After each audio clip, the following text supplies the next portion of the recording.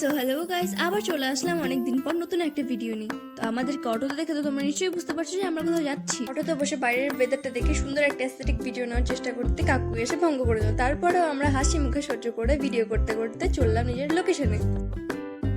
তোমরা যারা শিলিগুড়ি থেকে তারা নিশ্চয়ই এতক্ষণে বুঝে গেছো যে আমরা কোথায় যাচ্ছি। অ্যান্ড এই সবের মধ্যে আমার সাথে যে আজকে বিকেলে এরকম কিছু ঘটতে চলেছে আমার ধারণাও ছিল না। আমি ভিডিও করতে করতেই সামনে তাকিয়ে দেখি পাপিয়া তো আলাদাই খুশিতে। তারপর ওর খুশি দেখে আমরাও খুশি হয়ে চললাম পার্কের ভেতরের দিকে। তারপর পার্কে ঢুকতেই ভেতরের দিকে একটা দোলনা দেখে ওরা তো একদম বাচ্চা হয়ে গেল। ওরা বলছে এখন দোলনা ছুটবে। देखा आपने लापरवाही का नतीजा है। खत्म, bye bye, tata, good bye.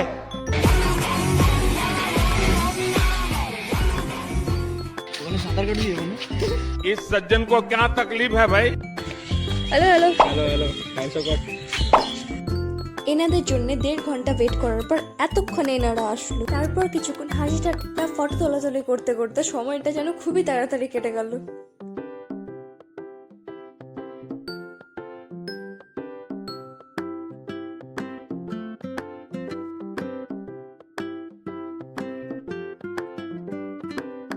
দুজন তাকা, পলাশ তাকা, ঘুরে তাকা, ঘুরে তাকা, ঘুরে তাকা, তাকা।